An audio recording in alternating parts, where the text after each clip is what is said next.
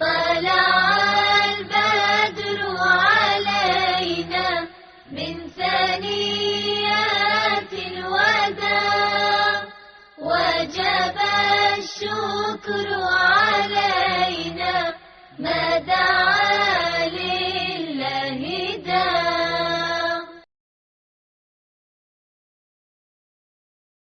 إن الحمد لله نحمده ونستعينه ونستغفره ونؤمن به ونتوكل عليه ونعوذ بالله من شرور أنفسنا ومن سيئات أعمالنا من يهده الله فلا مضل له ومن يضلله فلا هادي له ونشهد أن لا إله إلا الله وحده لا شريك له ونشهد أن محمدا عبده ورسوله. আল্লাহ তাআলা পুরা মাখলুকাতকে সৃষ্টি করেছেন আর তার মধ্যে থেকে মানুষকে বাছাই করেছেন শ্রেষ্ঠ মাখলুক হিসেবে। আর মানুষের মধ্যে মানুষকে আল্লাহ তাআলা বিভিন্ন বংশে উপবংশ বিভক্ত করেছেন। এই বংশগুলোর মধ্যে থেকে আল্লাহ তাআলা বনি ইসমাইলকে শ্রেষ্ঠ বংশ হিসাবে বাছাই করেছেন। বনি ইসমাইলের মধ্যে থেকে আল্লাহ তাআলা বনি ইসমাইলকে বিভক্ত করেছেন অনেক গোত্র উপগোত্রে। তার মধ্যে থেকে বনু কিনানাকে আল্লাহ তাআলা বাছাই করেছেন শ্রেষ্ঠ গোত্র হিসাবে। আর বনু কিনানাকেও আল্লাহ তাআলা বিভক্ত করেছেন অনেক গোত্র উপগোত্র শাখা প্রশাখায়। তার মধ্যে থেকে আল্লাহ তাআলা কুরাইশদেরকে বাছাই করেছেন শ্রেষ্ঠ কওম হিসেবে। আর কুরাইশদের মধ্যে থেকে শ্রেষ্ঠ ব্যক্তি হিসাবে মুহাম্মদ সাল্লাল্লাহু আলাইহি ওয়াসাল্লামকে আল্লাহ তাআলা বাছাই করেছেন। সমস্ত মাখলুকাতের মধ্যে শ্রেষ্ঠ মাখলুক মুহাম্মদ সাল্লাল্লাহু আলাইহি ওয়াসাল্লাম, যাকে আল্লাহ তাআলা মানুষের পথ প্রদর্শনের জন্য বাছাই করেছেন এবং তার মাধ্যমে পুরা মানব জাতিকে গাইড করেছেন। এই জন্য আল্লাহ তাআলা তার সঙ্গী বাছাই করার ক্ষেত্রেও একই পদ্ধতি এখতিয়ার করেছেন। আল্লাহ তাআলা কুরাইশদের মধ্যে থেকে সর্বশ্রেষ্ঠ একজন নারীকে বাছাই করেছেন, যার ব্যাপারে রাসূলুল্লাহ সাল্লাল্লাহু আলাইহি ওয়াসাল্লাম বলেছেন পৃথিবীতে সর্বশ্রেষ্ঠ 4 জন নারী আল্লাহ তাআলা সৃষ্টি করেছেন। সমস্ত নারীদের মধ্যে যে 4 জন শ্রেষ্ঠ, তার মধ্যে প্রথমজন হচ্ছে মারিয়াম বিনতে ইমরান, যার ব্যাপারে কোরআনুল কারিমে এসেছে তাকে সিদ্দিকা বলে আল্লাহ তাআলা উপস্থাপন করেছেন। ঈসা ইবনে মারিয়ামের, সেই ঈসা আলাইহিস সালামের আম্মা, তাকে আল্লাহ তাআলা শ্রেষ্ঠ নারী হিসাবে বাছাই করেছেন, কোরআন তার সাক্ষী। দ্বিতীয় হচ্ছেন খাদিজা বিনত খুয়াইলিদ রাদিয়াল্লাহু আনহা। তৃতীয় হচ্ছে ফাতেমা বিনত ফাতেমা রাদিয়াল্লাহু তাআলা আনহা, মুহাম্মদ সাল্লাল্লাহু আলাইহি ওয়াসাল্লামের কন্যা। চতুর্থ হচ্ছেন আসিয়া বিনতে মুজাহির, ফিরআউনের স্ত্রী। এই 4 জন শ্রেষ্ঠ নারীর মধ্যে দ্বিতীয় শ্রেষ্ঠতম হচ্ছেন খাদিজা বিনতে খুয়াইলিদ। আল্লাহ তাআলা খাদিজা রাদিয়াল্লাহু তাআলা আনহাকেও জাহিলি জামানা থেকেই নিরাপদ রেখেছেন, জাহিলিয়াত থেকে। এবং জাহিলি জামানাতেও যেমন রাসূলুল্লাহ সাল্লাল্লাহু আলাইহি ওয়াসাল্লামের নাম ছিল আল আমিন, একইভাবে খাদিজা রাদিয়াল্লাহু তাআলা আনহার নামও ছিল আত-তাহেরা, অর্থাৎ পবিত্র নারী, যিনি পবিত্র। ও খাদিজা রাদিয়াল্লাহু তাআলা আনহা প্রথমে একজন স্বামীর সাথে তার বিয়ে হয়, তারপর সেই স্বামীর ইন্তেকালের পরে দ্বিতীয় আরেকজনের সাথে বিয়ে হয়, তারপর তৃতীয় রাসূলুল্লাহ সাল্লাল্লাহু আলাইহি ওয়াসাল্লামের সাথে বিয়ে হয়। আমরা বিস্তারিত আলোচনা আসতেছি। খাদিজা রাদিয়াল্লাহু তাআলা আনহা রাসূলুল্লাহ সাল্লাল্লাহু আলাইহি ওয়াসাল্লাম যেমন রাসূলুল্লাহ সাল্লাল্লাহু আলাইহি ওয়াসাল্লামকে যেমন আল্লাহ তাআলা শ্রেষ্ঠ মাখলুক হিসেবে বাছাই করেছেন, সৃষ্টি করেছেন, একইভাবে খাদিজা রাদিয়াল্লাহু তাআলা আনহাকেও শুরু থেকেই পবিত্র রেখেছেন। এবং পরবর্তীতেও ইসলাম গ্রহণের ক্ষেত্রেও খাদিজা রাদিয়াল্লাহু তাআলা আনহা সর্বাগ্রে ছিলেন। এবং ইসলাম গ্রহণের পর কিছুদিন পরে খাদিজা রাদিয়াল্লাহু তাআলা আনহার ব্যাপারে ওনার মর্যাদা এরকম ছিল যে আল্লাহ তাআলা জিবরাইল আলাইহিস সালামকে পাঠিয়েছেন গারে হেরার ভিতরে, রাসূলুল্লাহ সাল্লাল্লাহু আলাইহি ওয়াসাল্লামের সাথে কথা বলছিলেন। আর জিবরাইল আলাইহিস সালাম এসে বলতেছেন কিছুক্ষণ পরে এক মহিলা আসবেন আপনার জন্য খাবার নিয়ে, আল্লাহ তাআলা তাকে সালাম পাঠিয়েছেন, আর আমি জিবরাইল আলাইহিস সালামও তার প্রতি সালাম প্রেরণ করছি। সুবহানাল্লাহ, আল্লাহ তাআলা যার প্রতি সালাম প্রেরণ করেন তার মর্যাদা নিঃসন্দেহে অনেক উঁচু। এবং সাহাবীদের মধ্যে সর্বপ্রথম ইসলাম গ্রহণ করার ব্যাপারে খাদিজা রাদিয়াল্লাহু তাআলা আনহুর ব্যাপারে দ্বিমত পোষণ করার সুযোগ কম। খাদিজা রাদিয়াল্লাহু তাআলা আনহুর প্রথম বিয়ে হয় আবু হালা হিন্দ নামে এক সম্ভ্রান্ত পুরুষের সাথে। তারপর কিছুদিনের মধ্যে আবু হালার ইন্তেকালের পরে খাদিজা রাদিয়াল্লাহু তাআলা আনহার আবার বিয়ে হয় আতিক ইবনে আইজ নামে আরেকজন খুবই ধনী ব্যক্তির সাথে। দুর্ভাগ্যবশত তিনিও খুব অল্প সময়ে ইন্তেকাল করেন, অল্প বয়সে ইন্তেকাল করেন এবং তার ব্যাপক সম্পত্তি খাদিজা রাদিয়াল্লাহু আনহার অধীনস্থ হয়ে যায়। তো কারণ হচ্ছে আতিকের বাবা ছিল না এবং আতিকের ভাইও ছিল না এবং আতিকের কোনো সন্তান সন্ততিও ছিল না। খাদিজা রাদিয়াল্লাহু আনহার গর্ভেও তার কোনো ছেলে সন্তান হয়নি, যার ফলে এই সম্পত্তি আতিকের বাবার দিকের পরিবারের কাছে যাওয়ার কোনো সুযোগ ছিল না। আবার খাদিজা রাদিয়াল্লাহু আনহারও বাবা ইন্তেকাল করেছেন এই আতিকের বিয়ের আগেই, আতিকের ইন্তেকালের আগেই, এবং খাদিজা রাদিয়াল্লাহু আনহুর কোনো ভাইও ছিল না। আরবে সাধারণত সেই সময় মহিলাদেরকে কোনো সম্পত্তির অধিকারী হিসাবে মর্যাদা দেওয়া হতো না, কোনো সম্পত্তি নারীরা পেত না। কিন্তু খাদিজা রাদিয়াল্লাহু আনহা সৌভাগ্যবশত তার নিজের দিকের কোনো পুরুষ ছিল না যে এই সম্পত্তি দাবি করতে পারে, এবং তার স্বামীর পরিবারের দিকেও কোনো পুরুষ ছিল না যে এই সম্পত্তি দাবি করতে পারে। ব্যাপক পরিমাণ সম্পত্তি খাদিজা রাদিয়াল্লাহু আনহার আয়ত্তে হয়। এইখানে কিছু বর্ণনা আছে, আমরা রাসূলুল্লাহ সাল্লাল্লাহু আলাইহি ওয়াসাল্লামের বিয়ের ব্যাপারে কিছু বর্ণনা পড়েছি, যেখানে বলা হয়েছে যে খাদিজা বিনতে খুয়াইলিদের বাবা খুয়াইলিদ খাদিজা রাদিয়াল্লাহু আনহার সাথে রাসূলুল্লাহ সাল্লাল্লাহু আলাইহি ওয়াসাল্লামকে বিয়ে দেয়। কিন্তু বেশিরভাগ মুহাদ্দিসিনদের মতে এই হাদিসগুলি বেশিরভাগ হাদিসই অগ্রহণযোগ্য, কারণ খুয়াইলিদের উপস্থিতিতে এই সম্পত্তি কখনোই খাদিজা রাদিয়াল্লাহু আনহার অধীনস্থ হওয়ার কোনো সুযোগ ছিল না। আর এই হাদিসগুলির বর্ণনার ক্ষেত্রে রাবিদের কিছু অগ্রহণযোগ্যতার কারণে বেশিরভাগ মুহাদ্দিসিনরা এই হাদিসগুলিকে গ্রহণ করেননি। খাদিজা রাদিয়াল্লাহু আনহা আরবে সম্ভ্রান্ত নারীদের মধ্যে একজন ছিলেন এবং খুবই বিখ্যাত নারী ছিলেন। আর ধনাঢ্য হওয়ার কারণে তার নামের প্রসার অনেক বিস্তৃত ছিল। খাদিজা রাদিয়াল্লাহু আনহাকে বিয়ের জন্য আরবের বিশেষ করে কুরাইশদের মধ্যে থেকে অনেক প্রস্তাব এসেছে, কিন্তু খাদিজা রাদিয়াল্লাহু আনহা তার নিজের সমপর্যায়ের কাউকে না পাওয়ার কারণে দীর্ঘদিন অবিবাহিতা অবস্থায় থাকেন। রাসূলুল্লাহ সাল্লাল্লাহু আলাইহি ওয়াসাল্লাম, আমরা এর আগে আলোচনা করেছিলাম রাসূলুল্লাহ সাল্লাল্লাহু আলাইহি ওয়াসাল্লামের পেশা নিয়ে। রাসূলুল্লাহ সাল্লাল্লাহু আলাইহি ওয়াসাল্লামের প্রথম পেশা ছিল মেষ পালন।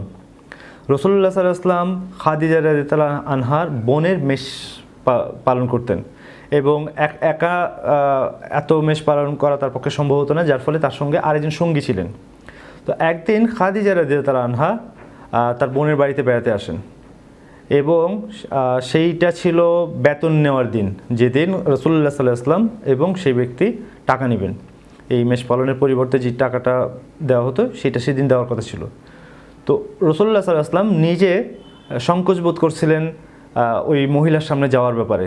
তো তিনি খাদিজা রাদিয়াল্লাহু আনহার বোনের কাছে তার সঙ্গীকে পাঠিয়ে দিলেন, বললেন যে তুমি যখন তোমার টাকা চাইবে আমার টাকাও চেয়ে নিও।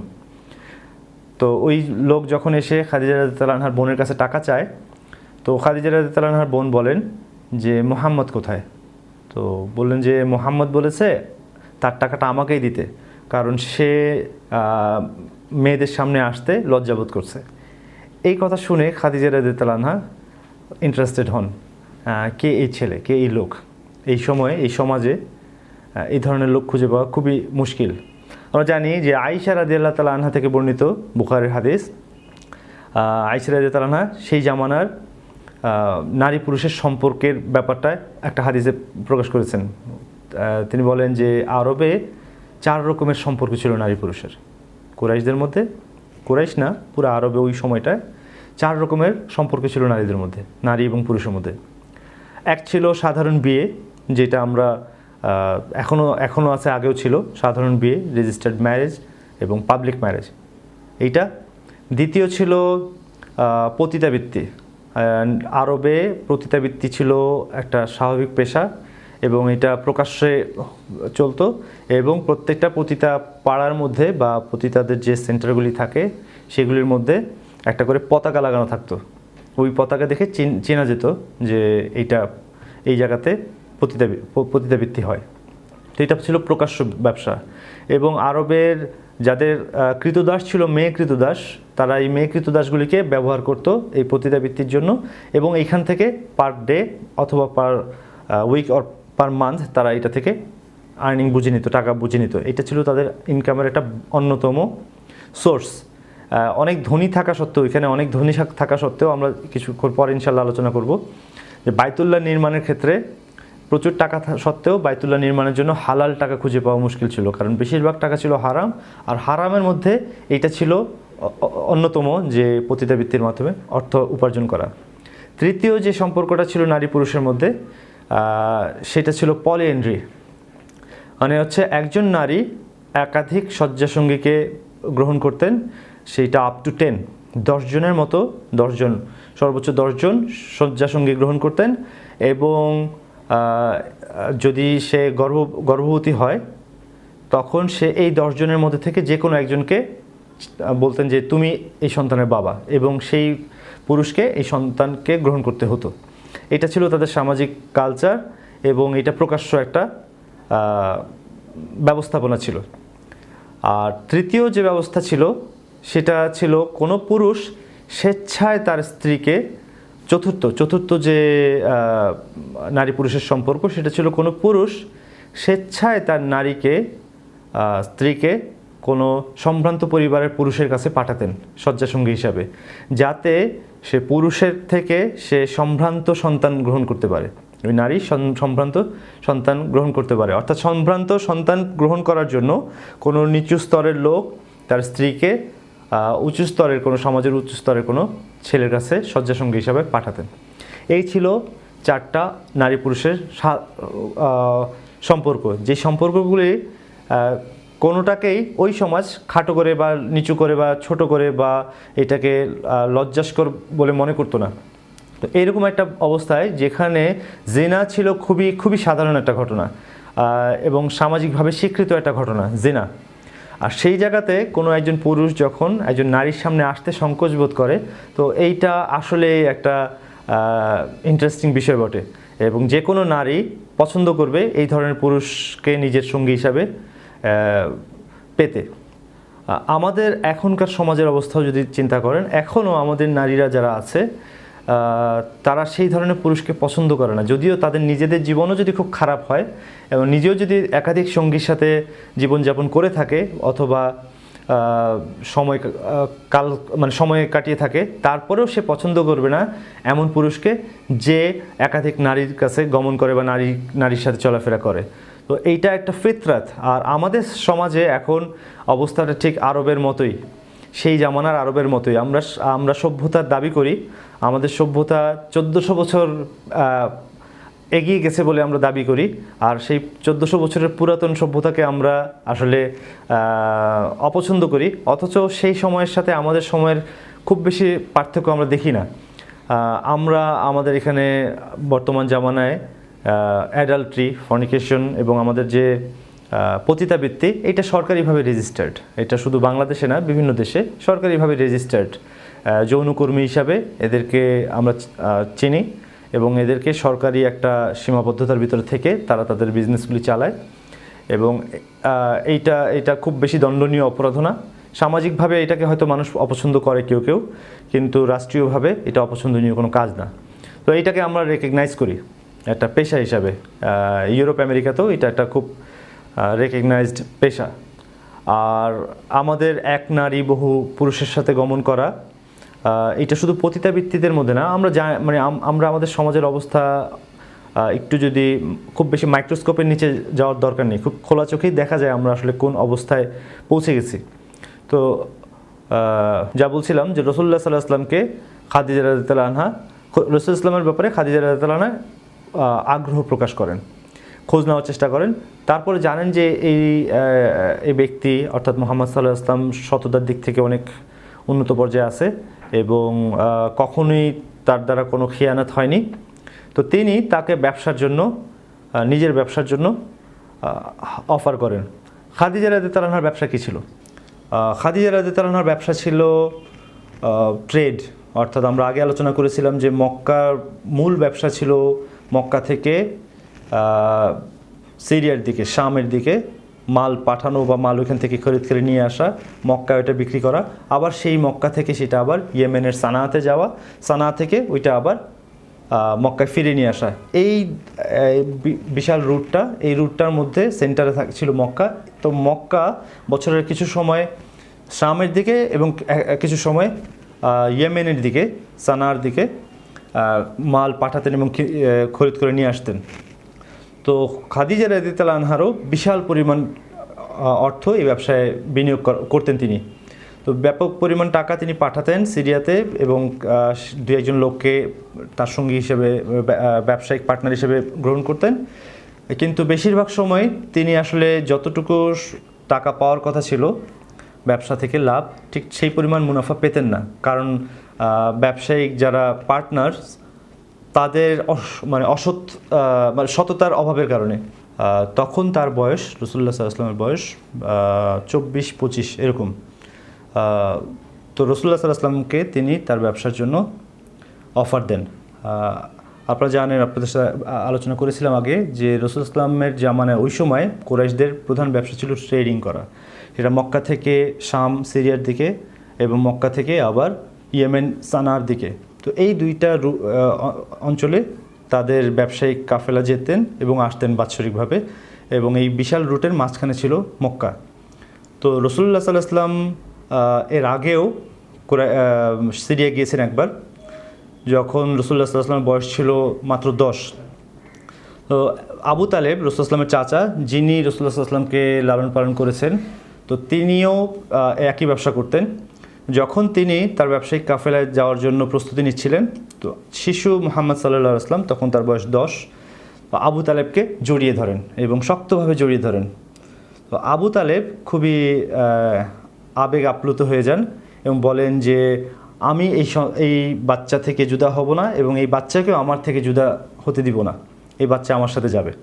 তো তিনি এই বাচ্চাকেও, অর্থাৎ মুহাম্মদ সাল্লাল্লাহু আলাইহি ওয়াসাল্লামকেও সিরিয়ার দিকে নিয়ে যান। তো সিরিয়ায় গিয়ে ওই কাফেলা একটা জায়গায় আশ্রয় নেয় বিশ্রামের জন্য, এবং মুহাম্মদ সাল্লাল্লাহু আলাইহি ওয়াসাল্লাম 10 বছরের বাচ্চা একটা গাছের নিচে গিয়ে বিশ্রাম নেন।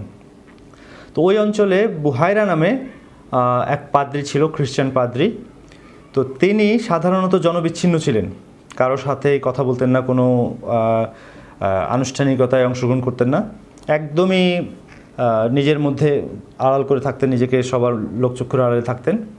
তিনি হঠাৎ করেই মুহাম্মদ সাল্লাল্লাহু আলাইহি ওয়াসাল্লামের ব্যাপারে নোটিস করেন, লক্ষ্য করেন যে, এবং তিনি কুরাইশদের সাথে, দীর্ঘ ঘটনা আমি সংক্ষেপে বলছি, বুহাইরা কুরাইশদেরকে মেহমানদারি করেন এবং মুহাম্মদ সাল্লাল্লাহু আলাইহি ওয়াসাল্লামের ব্যাপারে খোঁজ নেন এবং আবু তালেবকে ডেকে নিয়ে আসেন।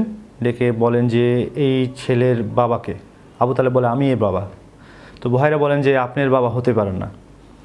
বলল, আবু তালেব জবাব দেন, জি আসলে আমি এর চাচা, আমার ভাই আবদুল্লাহর সন্তানে, আবদুল্লাহ মারা যাওয়ার পরে আমি তাকে আমার সন্তানের মতো লালন পালন করি।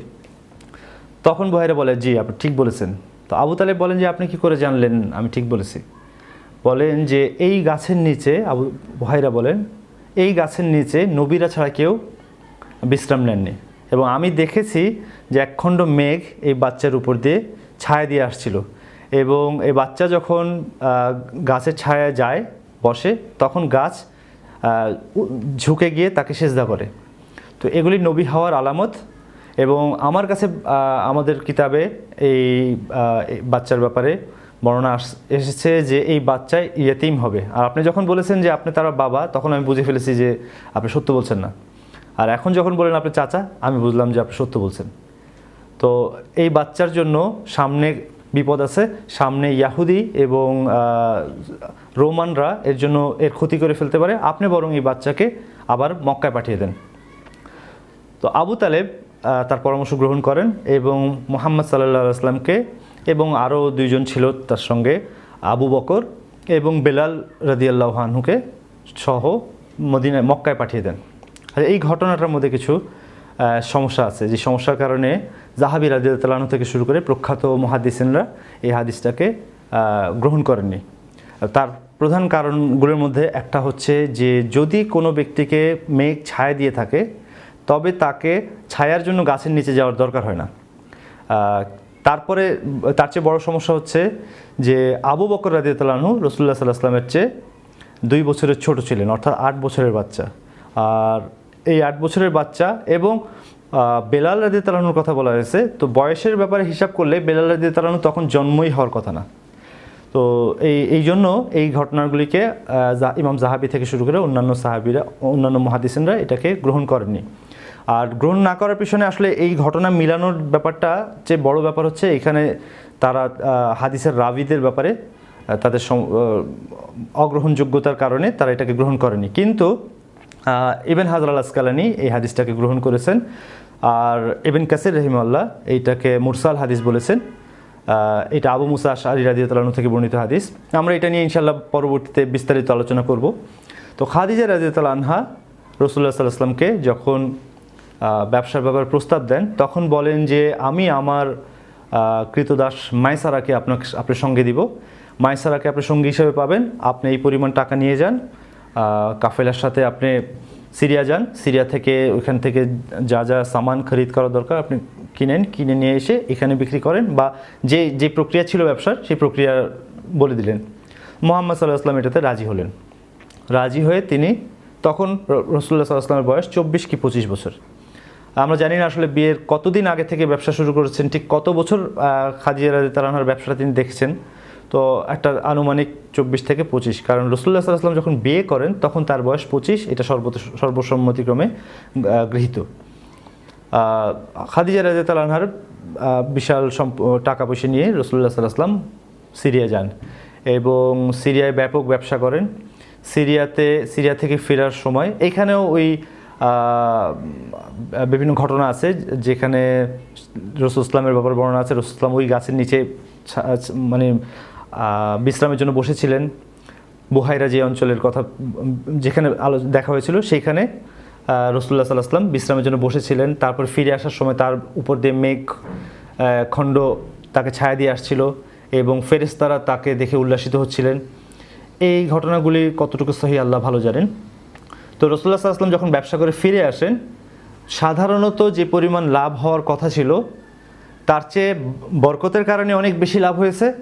তার চেয়ে বড় কথা হচ্ছে রাসূলুল্লাহ সাল্লাল্লাহু আলাইহি ওয়াসাল্লামের সততার কারণে যতটুকু লাভ হয়েছে ঠিক ততটুকুই খাদিজা রাদিয়াল্লাহু আনহার সামনে উপস্থাপন করা হয়েছে।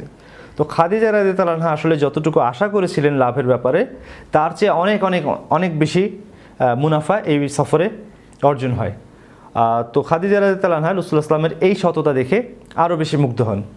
তখন খাদিজা রাদিয়াল্লাহু আনহা, আমি আগেই বলেছিলাম যে খাদিজা রাদিয়াল্লাহু আনহাকে বিয়ের ব্যাপারে কুরাইশদের থেকে অনেক প্রস্তাব দিয়েছেন এবং রাসূলুল্লাহ সাল্লাল্লাহু আলাইহি ওয়াসাল্লামের কে দেখা আগেই এই ঘটনা। কিন্তু খাদিজা রাদিয়াল্লাহু আনহা বিয়ের ব্যাপারে ইন্টারেস্টেড ছিলেন না, কারণ তিনি সেই ধরনের সৎ পুরুষ পাচ্ছিলেন না যে ধরনের সৎ পুরুষ আসলে তিনি পছন্দ করেন। তো রাসূলুল্লাহ সাল্লাল্লাহু আলাইহি ওয়াসাল্লামের ব্যাপারে তিনি এবার আগ্রহ প্রকাশ করেন এবং তার আত্মীয়কে, খাদিজা রাদিয়াল্লাহু আনহার এক আত্মীয়াকে তিনি বলেন এবং সেই মহিলাই বলেন যে আমি এটা দায়িত্ব গ্রহণ করলাম। তো তখন এই মহিলা রাসূলুল্লাহ সাল্লাল্লাহু আলাইহি ওয়াসাল্লামের কাছে এসে বলেন যে আপনি বিয়ে কেন করছেন না?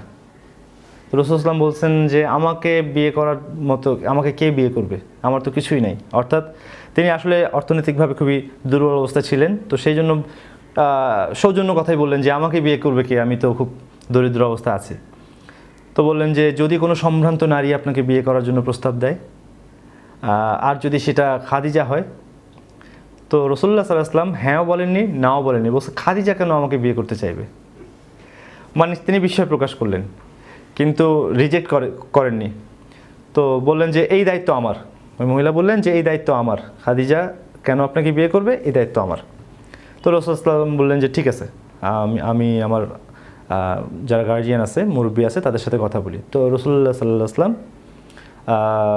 আবু তালেবের সাথে কথা বলেন এবং আবু তালেব থেকে শুরু করে অন্য যারা আত্মীয় ছিলেন তারা সবাই এই ব্যাপারে বেশ উৎসাহিত ছিলেন। বললেন যে হ্যাঁ, খাদিজার মতো মেয়ে তো অত্যন্ত সৌভাগ্যের ব্যাপার। তো খাদিজা রাদিয়াল্লাহু আনহার সাথে বিয়ে হয়ে যায় এবং খাদিজা রাদিয়াল্লাহু আনহার বয়স ওলামা কেরামের মতামত অনুযায়ী খাদিজা রাদিয়াল্লাহু আনহার বয়স হচ্ছে সেই সময় 40 বছর। যদি এই ব্যাপারে দ্বিমত আছে, কারো বর্ণনায় 27, 28, 30, 35ও বর্ণনা করা হয়েছে। তো আল্লাহু আলাম, আমরা প্রসিদ্ধ মত 40 এটাকে পেয়েছি, কিন্তু বাকি মতগুলিও সহিহ সনদ দ্বারা প্রমাণিত। তো এই ব্যাপারে আমরা খুব বেশি বিতর্কে যাই না। তো খাদিজা রাদিয়াল্লাহু আনহার সাথে রাসূলুল্লাহ সাল্লাল্লাহু আলাইহি ওয়াসাল্লামের বিয়ে হয় এবং এই বিয়েটা এত বরকতময় হয় যে রাসূলুল্লাহ সাল্লাল্লাহু আলাইহি ওয়াসাল্লামের এই ঘর থেকে, খাদিজা রাদিয়াল্লাহু আনহার ঘর থেকে রাসূল সাল্লাল্লাহু আলাইহি ওয়াসাল্লামের সন্তানদের মধ্যে জাইনাব, রুকাইয়া, উম্মু কুলসুম, ফাতেমা, আবদুল্লাহ আর কাসেম, ছয়জন সন্তান সন্ততি হয়। এবং রাসূল ইসলামের সন্তানদের মধ্যে ইব্রাহিম ছাড়া বাকি সমস্ত সন্তান খাদিজা রাদিয়াল্লাহু আনহা থেকেই হয়। এবং অনেক মুহাদ্দিসিনদের বর্ণনা অনুযায়ী যে যদি 40 বছর বয়সে খাদিজা রাদিয়াল্লাহু আনহার বিয়ে হয়ে থাকে, তাহলে এতগুলি সন্তান এবং এত সময় পর্যন্ত সন্তান ধারণের যে ফার্টিলিটি পিরিয়ড একটা মেয়ের থাকার কথা না। তো সেই হিসাবে এটাও সত্য হওয়ার চান্স আছে যে খাদিজা রাদিয়াল্লাহু আনহার বয়স তার চেয়ে একটু কম ছিল। তা আল্লাহু আলাম, এই ব্যাপারে আমরা জানি না। খাদিজা রাদিয়াল্লাহু আনহা রাসূল ইসলামকে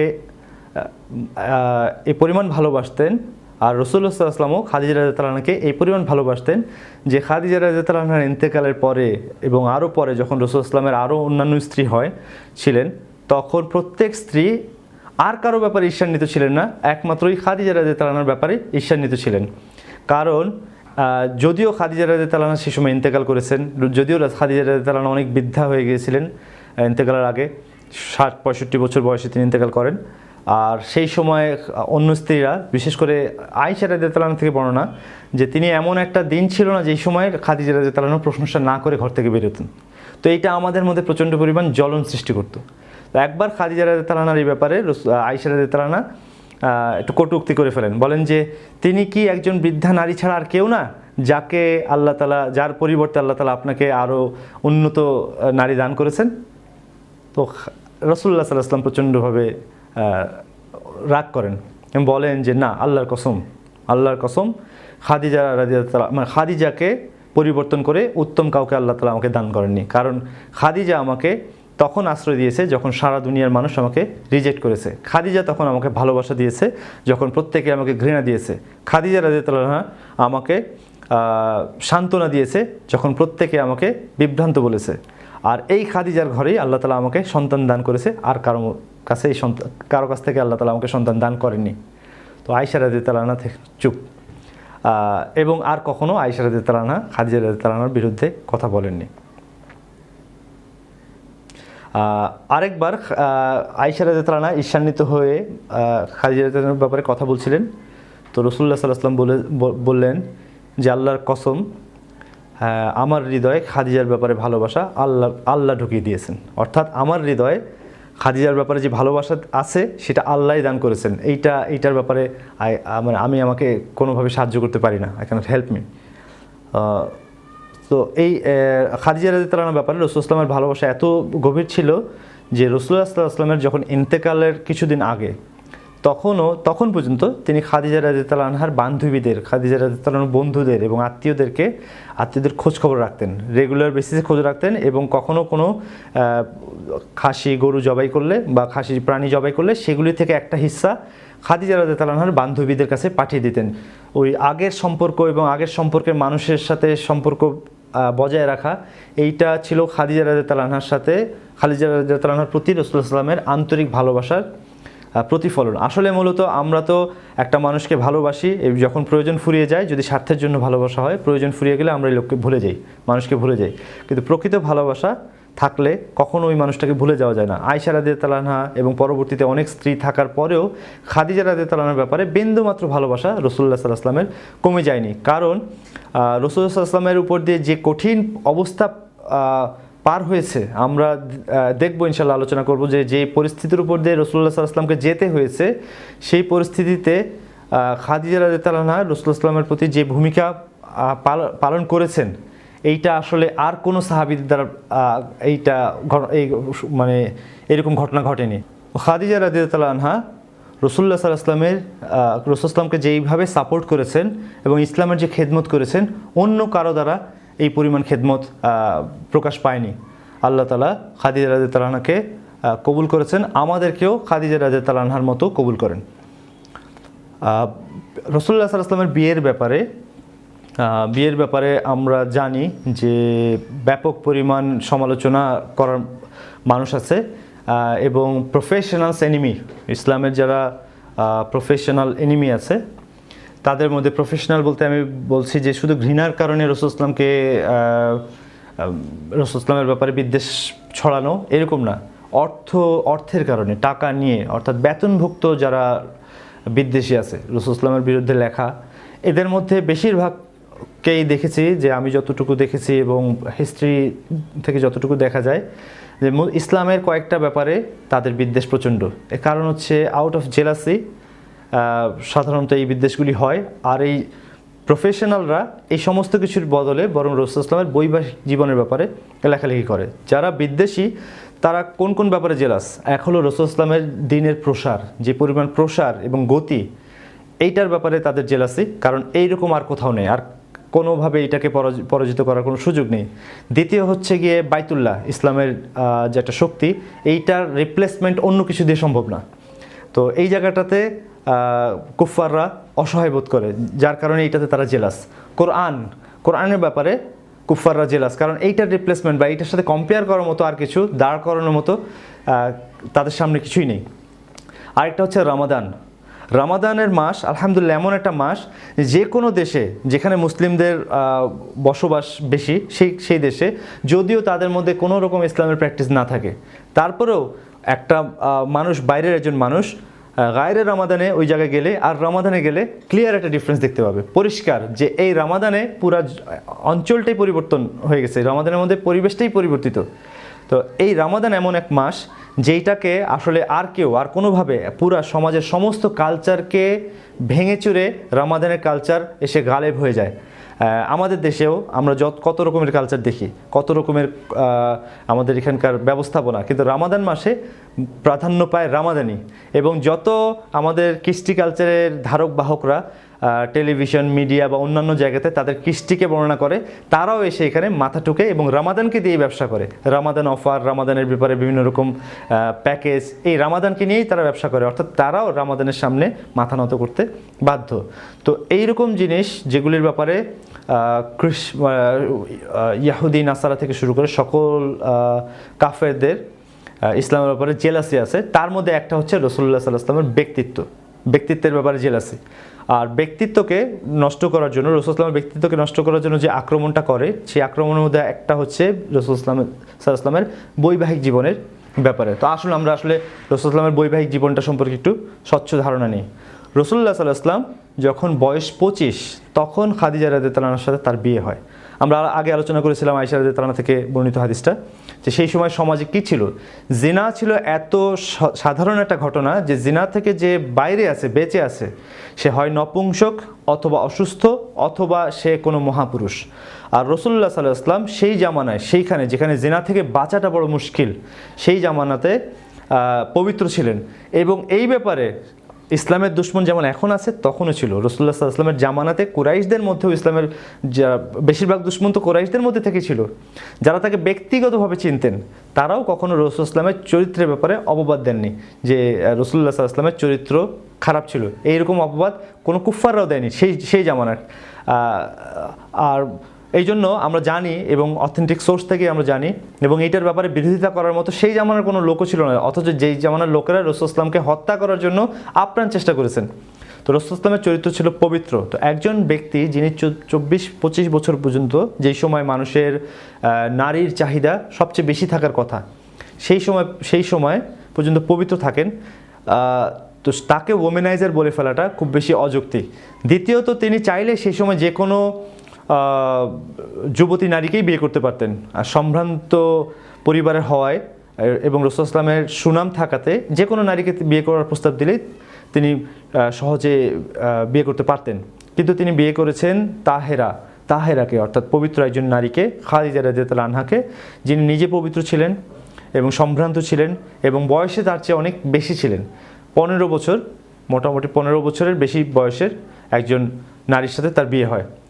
এবং খাদিজা রাদিয়াল্লাহু আনহাকে বিয়ে করার পরে খাদিজা রাদিয়াল্লাহু আনহার সাথে তার বৈবাহিক সম্পর্ক থাকে 25 বছর।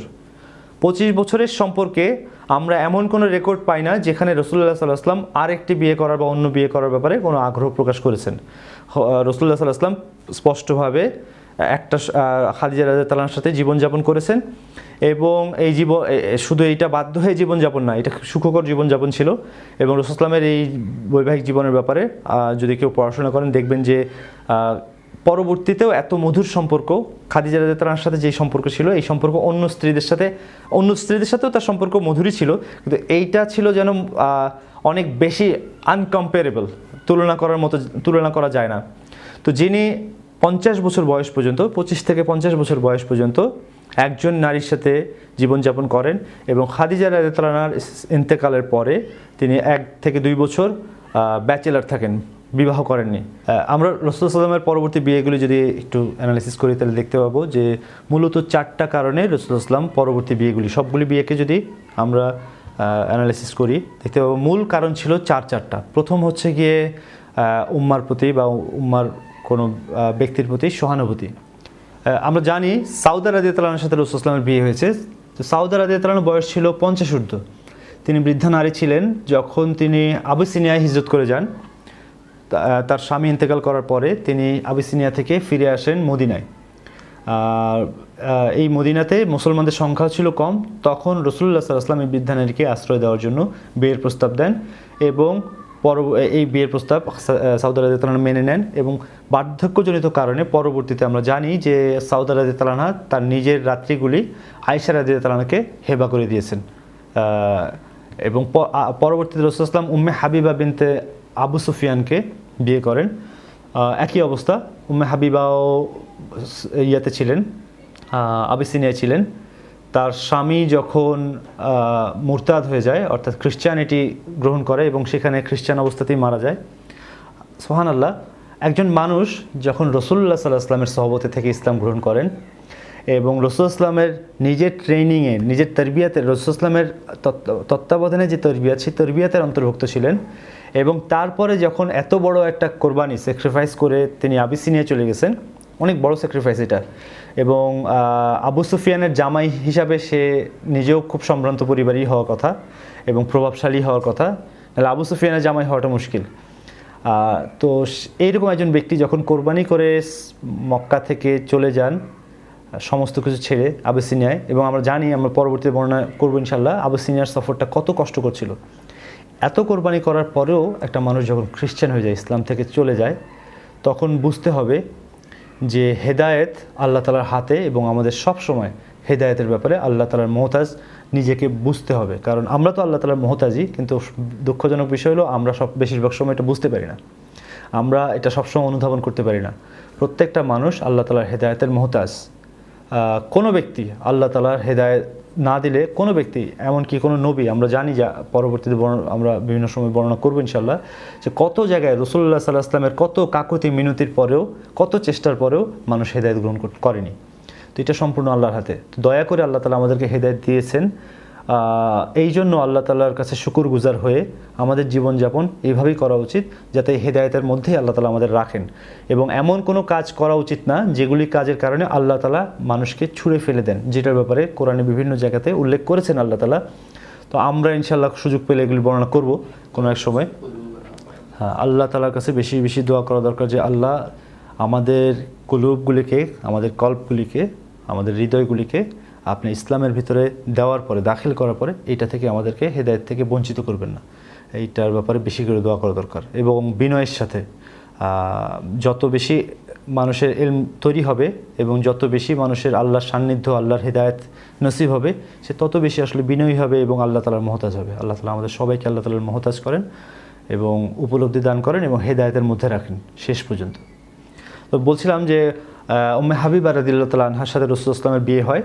তো উম্মে হাবিবা রাদিয়াল্লাহু তাআলা আনহার বিয়েটা যখন তার স্বামী ইন্তেকাল করে, তখন উম্মে হাবিবা রাদিয়াল্লাহু আনহা প্রচণ্ড কষ্টের মধ্যে পড়ে যায়। এক তো হচ্ছে তার স্বামী মুরতাদ হয়ে গেছে, এইটা একটা মানসিক কষ্ট।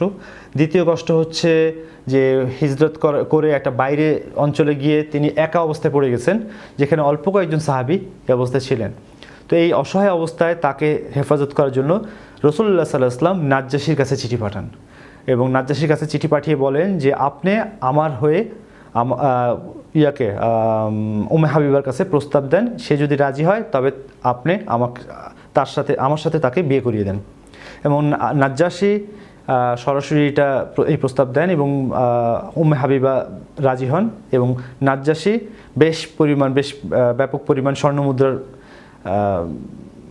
দেনমোহরের মাধ্যমে রাসূলুল্লাহ সাল্লাল্লাহু আলাইহি ওয়াসাল্লামের সাথে উম্মে হাবিবার বিয়ে দিয়ে দেন এবং তার একজন ঘনিষ্ঠ ভৃত্যের দ্বারা, মানে গোলামকে দিয়ে উম্মে হাবিবাকে মদিনায় পাঠিয়ে দেন। যখন আবু সুফিয়ান এই ঘটনা শুনেন, আবু সুফিয়ান তখন রাসূলুল্লাহ সাল্লাল্লাহু আলাইহি ওয়াসাল্লামের সবচেয়ে শক্তিশালী দুশমন, এবং আবু সুফিয়ানের জন্য এটা লজ্জাস্কর হওয়ার কথা ছিল। এক তো আবু সুফিয়ানের মেয়ে রাসূলুল্লাহ সাল্লাল্লাহু আলাইহি ওয়াসাল্লামের কথায় চলে গেছে আবিসিনিয়ায়, এইটা একটা লজ্জা, এবং তাকে ফিরিয়েও আনা যাচ্ছিল না, অনেক চেষ্টা করেও ফিরিয়ে আনা যাচ্ছিল না। আমরা এটা বর্ণনা করবো আবিসিনিয়ার হিজরতের ব্যাপার আসলে সময় আসলে ইনশাল্লাহ। কিন্তু যখন আবু সুফিয়ান শুনেন যে রাসূলুল্লাহ সাল্লাল্লাহু আলাইহি ওয়াসাল্লামের সাথে তার বিয়ে হয়, তার মেয়ের বিয়ে হয়, তখন তিনি খুশি হন এবং বলেন যে এর চেয়ে উত্তম ব্যক্তি কে হতে পারে, আমার মেয়ের জন্য এর চেয়ে উত্তম, এর চেয়ে সম্ভ্রান্ত ব্যক্তি আর কে হতে পারে। অর্থাৎ রাসূলুল্লাহ সাল্লাল্লাহু আলাইহি ওয়াসাল্লামের সম্ভ্রান্ত হওয়ার ব্যাপারে, রাসূলুল্লাহ সাল্লাল্লাহু আলাইহি ওয়াসাল্লামের ক্যারেক্টারিস্টিক্স এবং সার্বিক বৈশিষ্ট্যের ব্যাপারে খোদ তার সবচাইতে বড় এনিমিরাও তার ব্যাপারে দ্বিমত পোষণ করেনি, বরং খুশি হয়েছেন যে তার মেয়ে এরকম একজন পুরুষকে স্বামী হিসেবে পেয়েছেন। অথচ আমাদের সমাজে এমন কিছু লোক আছে যাদের জীবনকে আমরা দেখলে আমাদের কখনোই এই জীবনের প্রতি শ্রদ্ধা তৈরি হয় না, যাদের নিজেদের জীবনের কোনো ঠিক নেই, যাদের নিজস্ব কোনো দর্শন নেই, এবং তারা যে সমস্ত ব্যক্তিদের দর্শনকে অনুসরণ করে তাদের জীবনেরও কোনো ঠিক ঠিকানা নেই। আমরা এই সমস্ত ব্যক্তিদের জীবন দেখেছি, এই সমস্ত ব্যক্তিদের কমিটমেন্ট দেখেছি, এই সমস্ত ব্যক্তিদের সামাজিক আচার আচরণ দেখেছি এবং তাদের পরিণতিও দেখেছি। সব মিলিয়ে এই ধরনের লোকেরা, যাদের আমাদের সমাজে সবচেয়ে নিকৃষ্ট লোকের হৃদয়ও যদি তাদেরকে দেখে, এই ধরনের লোকেদের হৃদয়কে দেখে তারা লজ্জিত হয়ে যাবে। তো এই ধরনের লোকেরা যখন রাসূলুল্লাহ সাল্লাল্লাহু আলাইহি ওয়াসাল্লামের ব্যাপারে সমালোচনা করে এবং তীর্যকভাবে সমালোচনা করে, এটা আমাদের কাছে বড় হাস্যকর লাগে। এইটার জবাব দেওয়ার মতো মানসিকতাও কখনো তৈরি হয় না, কারণ এরা এই স্তরের, যাদেরকে জবাব দিয়ে বোঝানোর মতো বোধগম্যতাও তাদেরকে আল্লাহ তাআলা দান করেননি। ব্যক্তিত্বের যে একটা সাধারণতম স্তর থাকে, যেই স্তরে থেকে মানুষ ডিবেট করতে পারে, ডিসপিউট হ্যান্ডেল করতে পারে, একটা মানুষের সাথে দ্বিমত হতেই পারে, একজন মানুষকে আমার অপছন্দ হতেই পারে, কিন্তু সেই মানুষটাকে অপছন্দ করলেও আমি তো জোর করে পছন্দ করাবো না, কিন্তু তার বিরোধিতা করার জন্য যৌক্তিকতার আশ্রয় নেওয়া জরুরি। রাসূলুল্লাহ সাল্লাল্লাহু আলাইহি ওয়াসাল্লামকে আপনার অপছন্দ হতেই পারে, এইটা আপনার হৃদয়ের বক্রতা, এইটা আপনি বিরোধিতা করতেই পারেন। এমনকি সারা দুনিয়ার যত খ্রিস্টান আছে, যত ইয়াহুদি আছে, তারা তো ধর্মীয় কারণেই রাসূলুল্লাহ ইসলামকে অপছন্দ করেন, কিন্তু এর মানে এই না যে সবাই রাসূলুল্লাহ ইসলামের ব্যাপারে বিরোধিতা করেন। আমরা আমাদের প্রথম পর্বে আলোচনা করেছিলাম মাইকেল হার্টের কথা। তিনি খ্রিস্টান ছিলেন, যৌক্তিকভাবেই রাসূলুল্লাহ সাল্লাল্লাহু আলাইহি ওয়াসাল্লামের ব্যাপারে বিশ্লেষণ করেছেন এবং তার দ্য 100 বইটার মধ্যে তিনি একদম প্রথমে রাসূলুল্লাহ সাল্লাল্লাহু আলাইহি ওয়াসাল্লামকে দিতে বাধ্য হয়েছেন, এবং সেই কেন বাধ্য হয়েছেন সেটাও তিনি প্রকাশ করেছেন। বলেছেন যে আসলে সার্বিকভাবে অ্যানালাইসিস করে, মিলিটারি পয়েন্ট অফ ভিউ থেকে, সোশ্যাল পয়েন্ট অফ ভিউ থেকে, স্পিরিচুয়াল পয়েন্ট অফ ভিউ থেকে, লিডারশিপের দিক থেকে, সব দিক থেকে আমি যদি রেটিং করি, মুহাম্মদ সাল্লাল্লাহু আলাইহি ওয়াসাল্লামকে পরাজিত করার মতো আর কোনো ব্যক্তিকে খুঁজে পাওয়া যাচ্ছিল না। তো আলহামদুলিল্লাহ, যৌক্তিক সমালোচনা আমরা অবশ্যই গ্রহণ করব এবং সেইটার আমরা যৌক্তিকভাবেই সমালোচনা জবাব দেওয়ার চেষ্টা করব।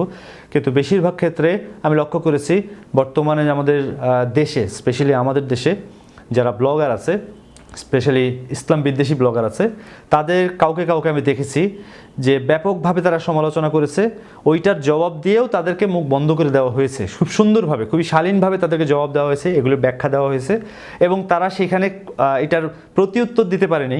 কিন্তু পরবর্তীতে আরেকটা থ্রেডে গিয়ে, আরেকটা ফোরামে গিয়ে সেম কোশ্চেন আবার তারা করা শুরু করেছে।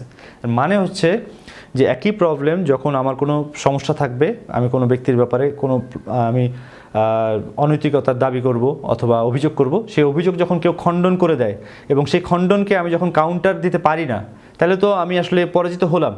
কিন্তু পরাজিত হওয়ার পরেও যখন আবার আরেক জায়গাতে সে একই প্রশ্ন রেইজ করে, তার মানে হচ্ছে এইটা তার ইন্টেনশনটাই বাজে, সে খারাপ উদ্দেশ্যে, অসৎ উদ্দেশ্যে এই সমস্ত কথা ছড়িয়ে বেড়ায় যাতে দুর্বল ঈমানওয়ালা ব্যক্তিরা ক্ষতিগ্রস্ত হয়। এবং এরা খুব পরিকল্পিতভাবে এবং রাজনৈতিক স্বার্থ উদ্ধার করার জন্য ইসলামের বিরুদ্ধে, স্পেশালি রাসূলুল্লাহ সাল্লাল্লাহু আলাইহি ওয়াসাল্লামের বিরুদ্ধে কথা বলে যাচ্ছে, যে কথাগুলি বললে অন্য মানুষের সেন্টিমেন্টে আঘাত লাগে, এবং এই আঘাতকে পুঁজি করে মানুষ যখন বিক্ষিপ্ত হবে, মুসলিমরা যখন বিক্ষিপ্ত হবে, এই বিক্ষিপ্ততাকে পুঁজি করেই তারা তাদের স্বার্থকে উদ্ধার করবে। আল্লাহ তাআলা আমাদেরকে হেফাজত করেন এবং এই সমস্ত নিন্দুকদের মুখকে আল্লাহ তাআলা কালো করে দেন, অন্ধকার করে দেন, এবং এদেরকে আল্লাহ তাআলা দুনিয়ার মধ্যেই বেইজ্জতি করে দেন। এবং আখিরাত তো তাদের জন্য আল্লাহ তাআলা নির্মম শাস্তির ব্যবস্থা রেখেছেন, আল্লাহ তাআলা দুনিয়াতেই যাতে তাদেরকে অপদস্থ করেন। তো রাসূলুল্লাহ সাল্লাল্লাহু আলাইহি ওয়াসাল্লামের বিয়ের ব্যাপারে আরেকটা বিয়ে হচ্ছে উম্মে সালামা রাদিয়াল্লাহু আনহা। তিনিও যখন সিরিয়া থেকে আসেন, আবিসিনিয়া থেকে আসেন, আবিসিনিয়া থেকে আসার আগে অথবা আবিসিনিয়া থেকে আসার পরে মদিনাতে তার স্বামী আবু সালামা ইন্তেকাল করেন। তখন উম্মে সালামাকেও রাসূলুল্লাহ সাল্লাল্লাহু আলাইহি ওয়াসাল্লাম বিয়ের প্রস্তাব দেন এবং উম্মে সালামা গ্রহণ করেন, সেই বিয়ের প্রস্তাব গ্রহণ করেন এবং খুশি হন। তিনি যখন তার স্বামী ইন্তেকাল করেন, তিনি বলেছিলেন, তিনি আপসেট ছিলেন। তখন রাসূলুল্লাহ সাল্লাল্লাহু আলাইহি ওয়াসাল্লাম বলেছিলেন যে বলো ইন্না লিল্লাহি ওয়া ইন্না ইলাইহি রাজিউন, এবং বলো যে নিশ্চয়ই আল্লাহ তোমাকে এর বদলা, উত্তম বদলা দিবেন। রাসূলুল্লাহ সাল্লাল্লাহু আলাইহি ওয়াসাল্লাম তাকে সুসংবাদ দিয়েছিলেন যে নিশ্চয়ই আল্লাহ তোমাকে এর চেয়ে উত্তম বদলা দিবেন। তো উম্মে সালামা বিয়ের পরে তিনি বলেন যে আমি যখন রাসূলুল্লাহ সাল্লাল্লাহু আলাইহি ওয়াসাল্লামের এই কথা শুনি, তখন আমার কাছে মনে হয়েছিল আবু সালামার চেয়ে উত্তম স্বামী আমাকে কি হতে পারে, আবু সালামার চেয়ে উত্তম স্বামী আমার জন্য আসলে কি হতে পারে। আবু সালামার চেয়ে উত্তম কেউ হতে পারে না, কথার অর্থ হলো আবু সালামার চেয়ে উত্তম কেউ হতে পারে না, কারণ তিনি তখন মাথাতেই আনেননি যে রাসূলুল্লাহ সাল্লাল্লাহু আলাইহি ওয়াসাল্লাম তাকে বিয়ে করবেন। এবং রাসূলুল্লাহ সাল্লাল্লাহু আলাইহি ওয়াসাল্লাম তার ইদ্দত শেষ হওয়ার ইমিডিয়েটলি পরেই তাকে বিয়ের প্রস্তাব দেন, এবং তখন তিনি বুঝেন যে হ্যাঁ সত্যি আবু সালামার চেয়ে উত্তম স্বামী আল্লাহ তাআলা আমাকে দান করেছেন। এখানে একটা লিসেন, যে আমাদের সমাজে যারা বিধবা আছে অথবা আমাদের সমাজে যারা স্বামী পরিত্যক্তা, বা পরিত্যক্তা শব্দটা ভালো না, যেটা বলতে পারি যে তালাক প্রাপ্তা বা তালাকের পরে যে সমস্ত নারী আছে, আমরা এই সমস্ত নারীদেরকে বিয়ের ব্যাপারে প্রচণ্ড অনীহা প্রকাশ করি। অথচ এই নারী সে তার জীবনযাপন করাটা কত কষ্টকর এটা সে জানেন এবং তার পরিবার জানেন, অথচ আমরা এই সমস্ত নারীদের ব্যাপারে আমাদের সহানুভূতি সামান্যতমও নেই। এবং এখনও কোনো সমাজে যদি কেউ হাত বাড়িয়ে দেয় এই ধরনের নারীকে বিয়ে করার জন্য, তো এটা বাহাবা পাওয়ার যোগ্য। আর রাসূলুল্লাহ সাল্লাল্লাহু আলাইহি ওয়াসাল্লাম যখন এই একই কাজ করেন, তখন রাসূল সাল্লাল্লাহু আলাইহি ওয়াসাল্লামের ব্যাপারে নিন্দার ঝড় বয়ে যায়। তো এইটা হচ্ছে আসলে এদের মনের রোগ। সহানুভূতির ব্যাপারগুলি বোঝার মতো আল্লাহ তাআলা আকল এদেরকে দান করেননি।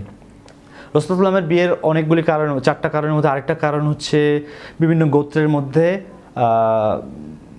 বিভিন্ন ঐক্য তৈরি করা এবং কোনো একটা গোত্রের বেনিফিট দেওয়ার জন্য রাসূলুল্লাহ সাল্লাল্লাহু আলাইহি ওয়াসাল্লাম বিয়ে করেছেন। এক্সাম্পল হিসাবে জুহাইরা রাদিয়াল্লাহু আনহার কথা আমরা বলতে পারি।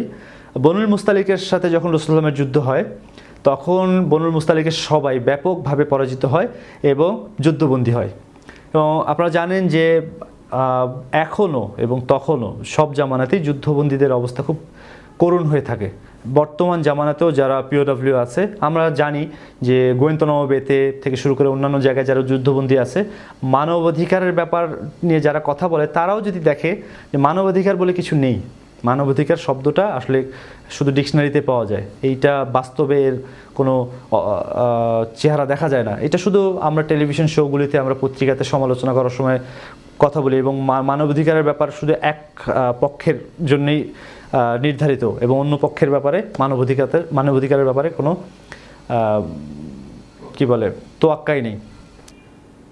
যখন বনুল মুস্তালিকের মানুষ যুদ্ধবন্দী হয় এবং দাস হিসাবে অন্যদের মধ্যে বন্টন হয়ে যায়, অর্থাৎ মুসলমানদের মধ্যে বন্টিত হয়ে যায়, তখন জুয়াইরিয়া রাদিয়াল্লাহু তাআলা আনহা অথবা তার বাবা রাসূলুল্লাহ সাল্লাল্লাহু আলাইহি ওয়াসাল্লামের কাছে আসেন, এসে বলেন, যদি জুয়াইরিয়া রাদিয়াল্লাহু তাআলা আনহার হাদিসটা বর্ণনা করি, তো বলেন যে ইয়া রাসূলুল্লাহ, আপনি তো আমার অবস্থা জানেন, অর্থাৎ আমার সম্ভ্রান্ত পরিবার, আমার পরিবেশ, এসব কিছুর ব্যাপারে জানেন, আমার স্ট্যাটাস সম্পর্কে জানেন, আপনি আমার ব্যাপারে কোনো একটা পদক্ষেপ নেন।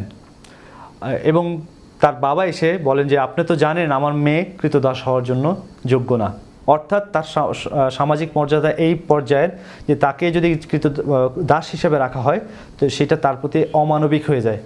তো অর্থাৎ আপনি এই ব্যাপারে কিছু পদক্ষেপ নেন। তো রাসূলুল্লাহ সাল্লাল্লাহু আলাইহি ওয়াসাল্লাম তার স্বামীকে বলেন, বাবাকে বলেন, অথবা জুয়াইরিয়া রাদিয়াল্লাহু তাআলা আনহাকে সরাসরি বলেন যে আমি 2টা প্রস্তাব দিতে পারি। এক হচ্ছে তাকে স্বাধীন করে মুক্ত করে দিতে পারি, আর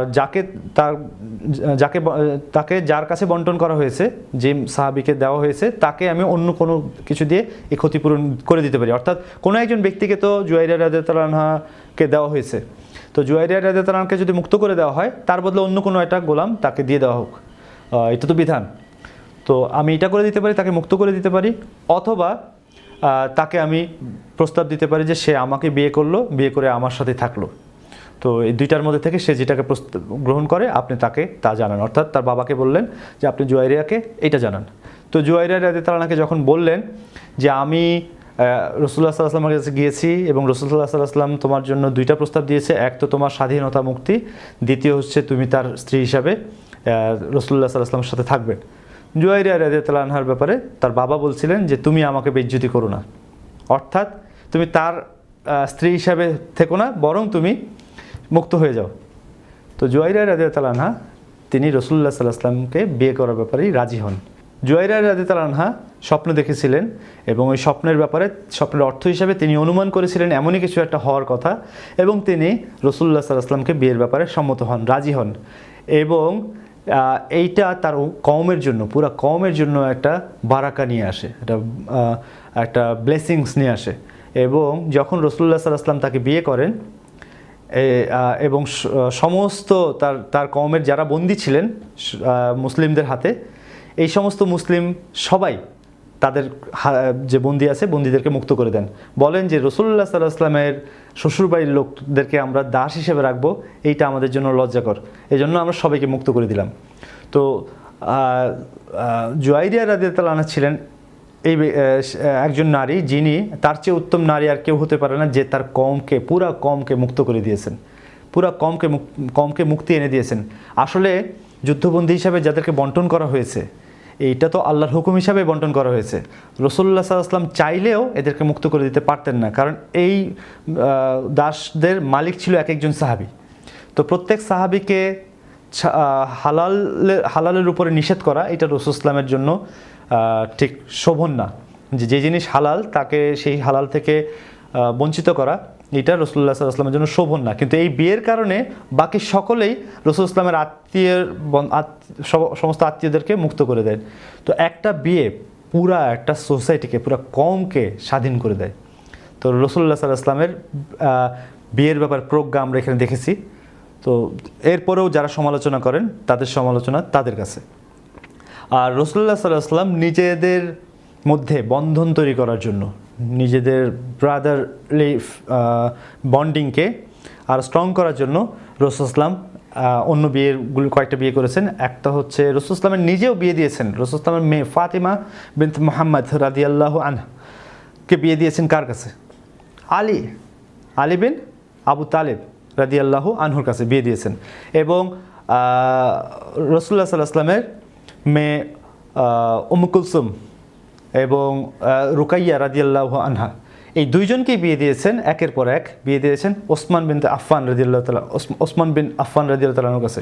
প্রথমে বিয়ে দিয়েছেন এক কন্যাকে, যখন সেই কন্যা ইন্তেকাল করেন তারপর দ্বিতীয় কন্যাকে বিয়ে দেন।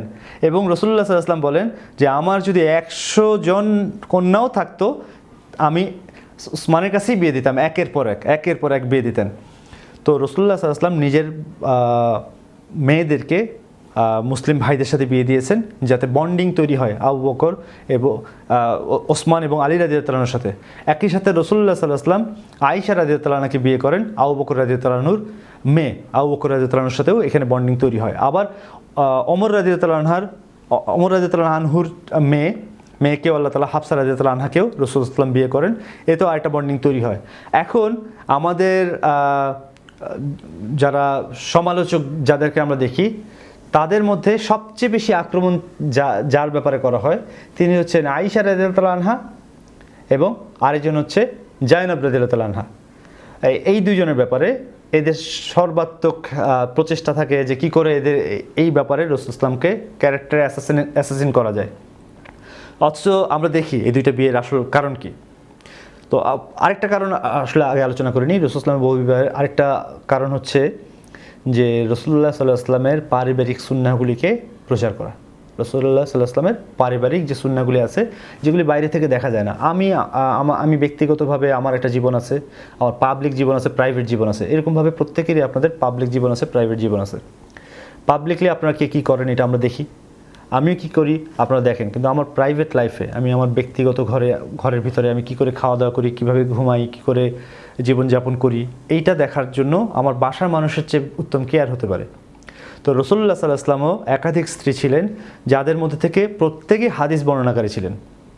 এবং যদি একজনই স্ত্রী থাকতেন, তাহলে শুধু একক বর্ণনার কারণে ওইটা ডিসক্রেডিটেড করা খুব সহজ ছিল, যে এটা তো একজনের বর্ণনার মধ্যে এসেছে এবং একজন নারী সব কিছু মাথায় মনে রাখা এটা ডিফিকাল্ট হতো।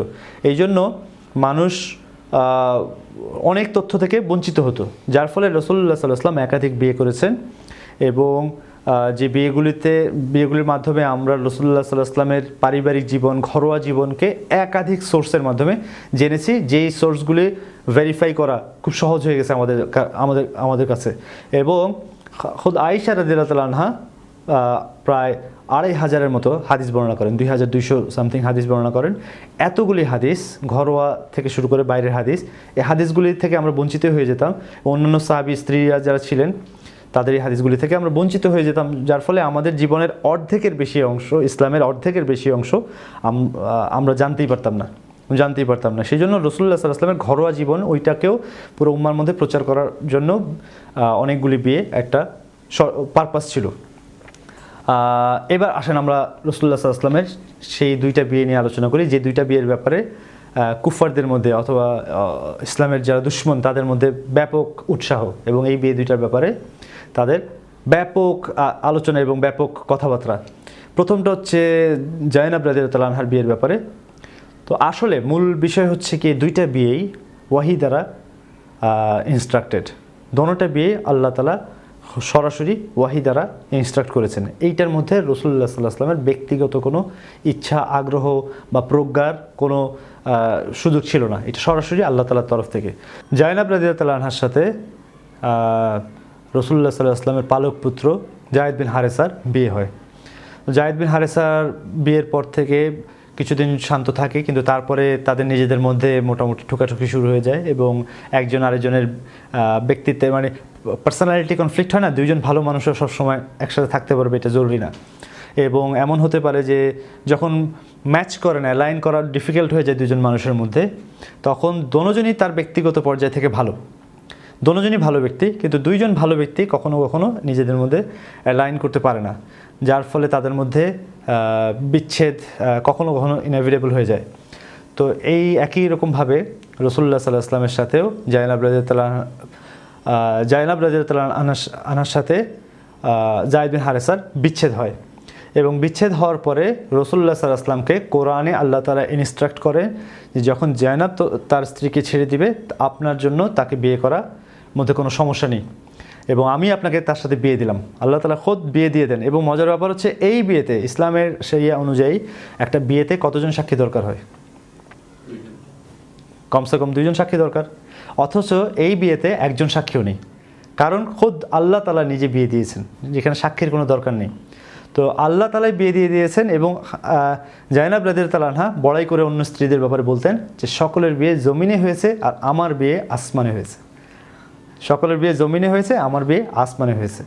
তো এবং তার এটা ভ্যালিড বড়াই করার তার জায়গা আছে যে আমার বিয়ে খোদ আল্লাহ তাআলা দিয়েছেন। তো এই জায়গায় কোনো সাক্ষী ছিল না, এটা এক্সেপশনাল বিয়ে।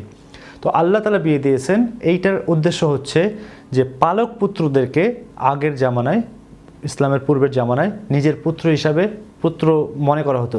কি এক অদ্ভুত এক সমাজ ব্যবস্থা! এখনও আমাদের সমাজ ব্যবস্থার মধ্যে অনেক প্যারাডক্স খুঁজে পাই, তখনও ছিল প্যারাডক্স, যেখানে মানব অধিকারের ছিটে ফোটা খুঁজে পাওয়া যায় না। কিছু জায়গাতে মানব অধিকার এত বেশি পরিমাণ উতলে উঠে, যখন নিজের মেয়েকে সহায় সম্পত্তি দিতেন না, সেই জামানায় নিজের মেয়েকে, আপন মেয়েকে সহায় সম্পত্তি দিতেন না, এবং গর্তে পুরে জীবিত দাফন করে দেওয়া হতো। মানব অধিকার কোথায় গেছে? অথচ পালক পুত্রের ব্যাপারে যার সাথে কোনো সম্পর্কই নেই, যাকে শুধু আমি সন্তান বলেছি, সে আমাকে বাবা বলেছে, ব্যাস তার অধিকার নিয়ে এবার হইচই শুরু হয়ে যায়। তো এইটা যেখানে আসলে সমাজ মানুষের দ্বারা তৈরি হয়, সেইখানে ইমব্যালেন্স থাকবে। যেখানে মানুষ নিজে সমাজকে তৈরি করবে, সমাজের রুলিংগুলি মানুষ তৈরি করবে, তখন মানুষের নিজস্ব দুর্বল মেধা দিয়ে যে সমাজ ব্যবস্থা তৈরি হবে, সেই ব্যবস্থার মধ্যে প্যারাডক্স থাকবে, স্ববিরোধিতা থাকবে। আর যেগুলি ওয়াহির মাধ্যমে খোদ আল্লাহ তাআলা করে দিবেন, আল্লাহ তাআলা আমাদেরকে সৃষ্টি করেছেন, আমাদের প্রজ এন্ড কনস আল্লাহ তাআলাই সৃষ্টি করেছেন, কোন জায়গাতে আমাদের কীরকম থাকা উচিত সেটাও আল্লাহ তাআলাই জানেন।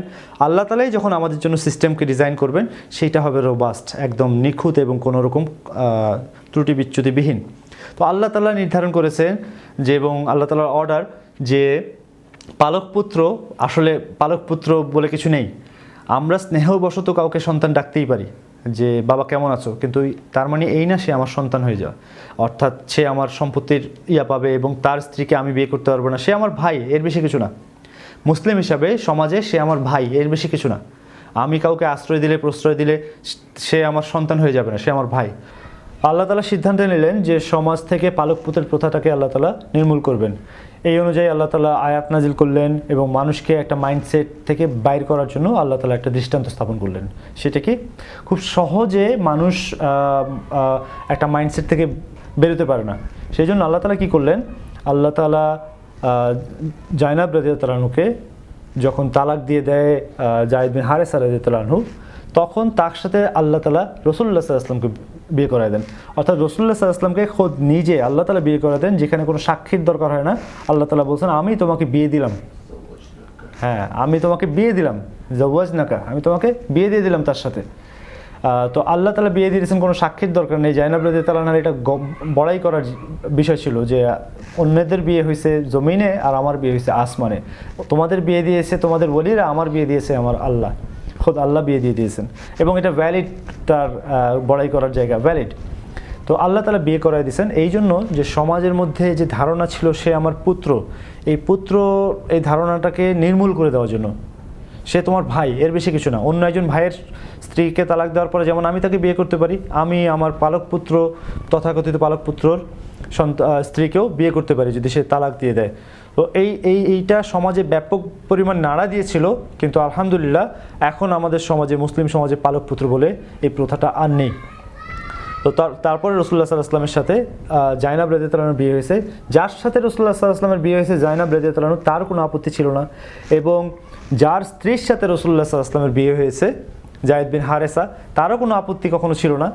আর আমরা সমাজের কোথা থেকে আসা মানুষ কীরকম আপত্তি শুরু করে দিয়েছি এটা দিয়ে আল্লাহ তাআলা জানেন যে কেন আমাদের এত জ্বলন। রাসূলুল্লাহ সাল্লাল্লাহু আলাইহি ওয়াসাল্লামের ব্যক্তিত্বের ব্যাপারে জ্বলন হওয়াটা খুব স্বাভাবিক। যারা রাসূল সাল্লাল্লাহু আলাইহি ওয়াসাল্লামকে বিশ্বাস করতে পারে না, ভালোবাসে না, অথচ রাসূল সাল্লাল্লাহু আলাইহি ওয়াসাল্লামের সৌন্দর্য, রাসূল সাল্লাল্লাহু আলাইহি ওয়াসাল্লামের এই জীবনকে দেখে তাদের ভিতরে জ্বলন হবেই, খুব স্বাভাবিক। আয়েশা রাদিয়াল্লাহু আনহার বিয়ে, আয়েশা রাদিয়াল্লাহু আনহাকে বিয়ে করার আগে রাসূলুল্লাহ সাল্লাল্লাহু আলাইহি ওয়াসাল্লাম একাধিকবার স্বপ্ন দেখেন। রাসূলুল্লাহ সাল্লাল্লাহু আলাইহি ওয়াসাল্লাম স্বপ্ন দেখেন যে একটা মেয়ে, ছোট মেয়ে, তার মাথার উপরে ওড়না দিয়ে ঢাকা, ওড়না উঠানোর পরে দেখলেন যে তিনি আয়েশা রাদিয়াল্লাহু আনহা। এবং জিবরাইল আলাইহিস সালাম এসে বললেন যে ইনি আপনার স্ত্রী। জিবরাইল আলাইহিস সালাম এসে বললেন যে ইনি আপনার স্ত্রী। তো একই স্বপ্ন তিনি একাধিকবার দেখলেন। আমরা জানি যে রাসূলুল্লাহ সাল্লাল্লাহু আলাইহি ওয়াসাল্লামের স্বপ্ন অন্যদের স্বপ্নের মতো না, এটা ওয়াহি। রাসূলুল্লাহ সাল্লাল্লাহু আলাইহি ওয়াসাল্লামের স্বপ্ন ওয়াহি, এবং নবীদের, শুধু রাসূলুল্লাহ সাল্লাল্লাহু আলাইহি ওয়াসাল্লাম না, সমস্ত নবীদের স্বপ্নই ওয়াহি। এটা ওয়াহির পরিমাণ স্ট্যাটাস রাখে। তো এটাও কোরআনের মতোই ওয়াহি, এবং এই ওয়াহির মাধ্যমে রাসূলুল্লাহ সাল্লাল্লাহু আলাইহি ওয়াসাল্লামকে ইনস্ট্রাক্ট করা হয়েছে আয়েশা রাদিয়াল্লাহু আনহাকে বিয়ের ব্যাপারে। তো আয়েশা রাদিয়াল্লাহু আনহার ব্যাপারে রাসূলুল্লাহ সাল্লাল্লাহু আলাইহি ওয়াসাল্লাম আবু বকর রাদিয়াল্লাহু আনহুর কাছে প্রস্তাব দেন। আবু বকর রাদিয়াল্লাহু আনহু বলেন, ইয়া রাসূলুল্লাহ, আপনি আমার ভাই, অর্থাৎ আপনি তো আমার সমবয়স্ক। আবু বকর রাদিয়াল্লাহু আনহুকে রাসূলুল্লাহ বলেন যে হ্যাঁ, তুমি আমার ভাই এবং তোমার মেয়ে আমার স্ত্রী হওয়ার যোগ্য, এতে কোনো সমস্যা নেই। এবং আবু বকর রাদিয়াল্লাহু আনহু বিয়ে দেন তাকে, এবং আয়েশা রাদিয়াল্লাহু আনহার সাথে রাসূলুল্লাহের বিয়েটাও ওয়াহির ভিত্তিতে হয়। ইন্টারেস্টিংলি আমরা এটা নিয়ে আয়েশা রাদিয়াল্লাহু আনহার বিয়ে নিয়ে আরও বিস্তারিত আলোচনা করব। ইন্টারেস্টিংলি আমরা যদি দেখি যে যারা ইসলাম বিদ্বেষী এবং এই দুইটা বিয়ের ব্যাপারে অধিক পরিমাণ কথাবার্তা বলে, তাদের প্রবলেমটা আসলে জায়নাব রাদিয়াল্লাহু আনহাকে রাসূলুল্লাহ সাল্লাল্লাহু আলাইহি ওয়াসাল্লামের বিয়ে এটাও না, আর আয়েশা রাদিয়াল্লাহু আনহাকে, অল্প বয়স্ক আয়েশা রাদিয়াল্লাহু আনহাকে রাসূলুল্লাহ সাল্লাল্লাহু আলাইহি ওয়াসাল্লামের বিয়ে এইটাও না। তাদের সমস্যা আসলে আরও গভীরে। তারা আসলে রাসূলুল্লাহ সাল্লাল্লাহু আলাইহি ওয়াসাল্লামকে নবী হিসাবেই গ্রহণ করে না। যদি কেউ রাসূলুল্লাহ সাল্লাল্লাহু আলাইহি ওয়াসাল্লামকে নবী হিসাবে গ্রহণ করে, তাহলে তো মাসলা ওইখানেই শেষ, যে নবীর উপরে আল্লাহ তাআলার হুকুম আসছে, নবী করছেন, এটাই আমার উপরে, আমার জন্য এটাকে মেনে নেওয়াই আমার জন্য হুকুম, খালাস। কিন্তু যখন আমি নবী হিসাবে মানতে পারবো না, তখন অন্যান্য সমস্ত ব্যাপারে আমি প্রবলেম শুরু করে দিব। আমি যদি বলি যে আচ্ছা ঠিক আছে, রাসূলুল্লাহ সাল্লাল্লাহু আলাইহি ওয়াসাল্লামের এই দুইটা ইস্যু ছাড়া আর কোনো ইস্যুর ব্যাপারে সমস্যা আছে, যদি এই ইস্যুগুলিকে সলভও করা যায় কোনোভাবে, তারপরেও তাদের ইস্যু শেষ থাকবে না। কারণ মূল সমস্যা হচ্ছে তারা রাসূলুল্লাহ সাল্লাল্লাহু আলাইহি ওয়াসাল্লামকে নবী হিসাবে মেনে নিতে রাজি না। এই জন্য তাদের প্রবলেম আসলে আরও গভীরে। তাদের প্রবলেম হচ্ছে তারা আল্লাহ তাআলার এমন একজন ব্যক্তিকে সিলেক্ট করেছেন। কারো প্রবলেম তো আরও বেশি, তারা আল্লাহ তাআলাকেও বিশ্বাস করেন না। তো তাদের থিওলজিক্যাল প্রবলেম, থিওলজিক্যাল আন্ডারস্ট্যান্ডিংয়ের প্রবলেম, তো তাদের সাথে আসলে বিতর্ক এটা নিয়ে করার কোনো মানে হয় না। বিতর্ক আসলে থিওলজিক্যাল। যদি তারা আল্লাহকে মানে তো আল্লাহর নবীকে মানার ব্যাপারটা সেকেন্ড স্টেপ, আর নবীকে মানলে তারপরে নবীর কার্যক্রমকে মানা ওইটা তাদের তৃতীয় ধাপ, তৃতীয় পর্যায়ে। তো আসলে এইসব নিয়ে আর আলোচনা করার কোনো রুমই নেই, জায়গায় নেই। আর আয়েশা রাদিয়াল্লাহু আনহাকে রাসূলুল্লাহ সাল্লাল্লাহু আলাইহি ওয়াসাল্লামের বিয়ে করা এটা আল্লাহ তাআলার নির্ধারণের অনেকগুলি কারণ উলামা কেরাম উল্লেখ করেছেন। তার মধ্যে একটা হচ্ছে রাসূলুল্লাহ সাল্লাল্লাহু আলাইহি ওয়াসাল্লামকে, রাসূলুল্লাহ সাল্লাল্লাহু আলাইহি ওয়াসাল্লাম যখন কথা বলতেন সবাই খুব সাহস করে ওই কথার মাঝখানে কোশ্চেন করতে পারতেন না। অবশ্য আয়েশা রাদিয়াল্লাহু আনহা ছোট বয়স্ক ছিলেন এবং রাসূলুল্লাহ সাল্লাল্লাহু আলাইহি ওয়াসাল্লামের সাথে খুব বেশি ইন্টিমেট ছিলেন, যার ফলে রাসূলুল্লাহ সাল্লাল্লাহু আলাইহি ওয়াসাল্লামকে যে কোনো রকমের কোশ্চেন করতে আয়েশা রাদিয়াল্লাহু আনহা দ্বিধাবোধ করতেন না। আয়েশা রাদিয়াল্লাহু আনহা থেকে বর্ণিত একটা হাদিসে আসছে, তিনি বলেন যে অন্যরা সবাই যখন সংকোচে থাকতেন, আমরা জানি যে আমর ইবনে আস রাদিয়াল্লাহু আনহুর একটা বর্ণনা, হাদিসের বর্ণনা, তিনি বলেন যে আমি রাসূলুল্লাহ সাল্লাল্লাহু আলাইহি ওয়াসাল্লামকে ভালোবাসার কারণে, অধিক সম্মানের কারণে কখনো চোখের দিকে তাকিয়ে কথাই বলতে পারিনি, নিচের দিকে তাকিয়ে কথা বলছি। এখন যদি তোমরা আমাকে জিজ্ঞেস করো রাসূলুল্লাহ সাল্লাল্লাহু আলাইহি ওয়াসাল্লামের বর্ণনা দিতে, আমি পারবো না। রাসূলুল্লাহ সাল্লাল্লাহু আলাইহি ওয়াসাল্লামের বর্ণনা দেওয়া আমার পক্ষে সম্ভব না, কারণ সরাসরি তাকানোটাই আদবের খিলাফ ছিল তাদের জন্য।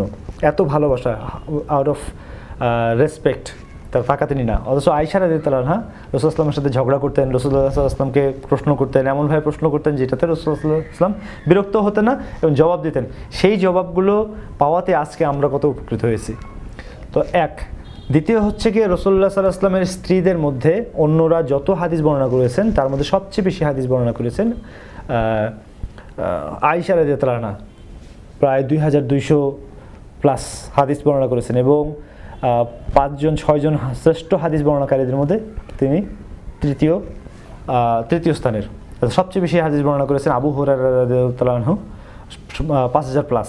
তারপর বর্ণনা করেছেন আব্দুল্লাহ ইবনে ওমর রাদিয়াল্লাহু আনহু, 2600+। তারপরে আনাস ইবনে মালিক, একই রকম কাছাকাছি। তারপরে 4 নম্বর, আয়েশা রাদিয়াল্লাহু আনহা 4 নম্বরে, 2200 সামথিং। তো খেয়াল করে দেখেন, আবু হুরায়রাকে বাদ দিলে বাকি সবার মধ্যে খুব বেশি কিন্তু ডিফারেন্স নাই, 2500, 2000, 2200, 300। তো রাসূলুল্লাহ সাল্লাল্লাহু আলাইহি ওয়াসাল্লামের ঘরের খবর দেনেওয়ালা এই আমাদের এই আম্মাজান আয়েশা রাদিয়াল্লাহু আনহা যে পরিমাণ হাদিস বর্ণনা করেছেন, এইটার জন্য যে পরিমাণ মেধা দরকার তিনি সেই মেধার অধিকারী ছিলেন, প্রখর মেধার অধিকারী ছিলেন। ইসলামী ইতিহাসে ইসলামী যত ফিকহ কিতাব লেখা হয়েছে, শরিয়ার উপরে ভিত্তি করে যত ফিকহ কিতাব লেখা হয়েছে, এমন একটা কিতাব দেখা সম্ভব না, লেখা সম্ভব হয় নাই যেখানে আয়েশা রাদিয়াল্লাহু তাআলা আনহা থেকে ব্যাপক পরিমাণ উক্তি নেওয়া হয়নি। আয়েশা রাদিয়াল্লাহু তাআলা আনহার বক্তব্য, মতামত, হাদিস তো নেওয়াই হয়েছে, ওনার মতামত নেওয়া হয়নি এমন একটা ফিকহ কিতাব বের করা যাবে না, বরং অধিকাংশ ফিকহ কিতাবের মধ্যে ওনার ব্যাপক ভূমিকা আছে ওনার বক্তব্যের। তো এই পরিমাণ মেধা ইস্তেমাল হওয়ার জন্য আল্লাহ তাআলা তাকে বাছাই করেছেন এবং বয়স কম হওয়ার কারণে রাসূলুল্লাহ সাল্লাল্লাহু আলাইহি ওয়াসাল্লামের ইন্তেকালেরও প্রায় 40-50 বছর তিনি হায়াতের দুনিয়াতে ছিলেন।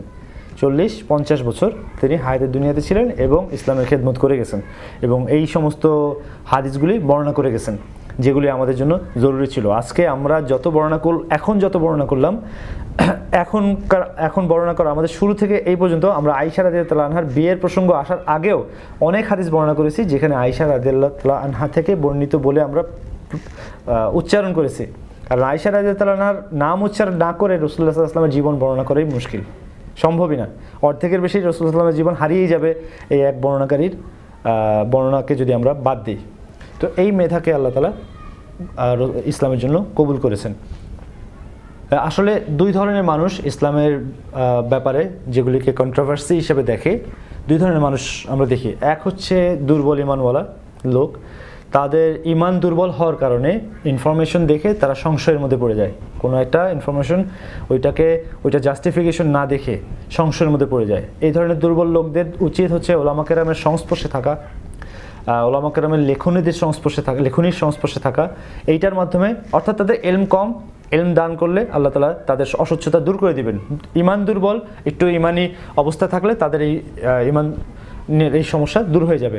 তো তাদের উচিত হচ্ছে এই সমস্ত প্রবলেম সামনে আসলে সঙ্গে সঙ্গে আলেমদের সাথে কথা বলা এবং কিতাবাদি থেকে সাহায্য নেওয়া, নিয়ে সমস্যাগুলিকে সমাধান হয়ে যাওয়া।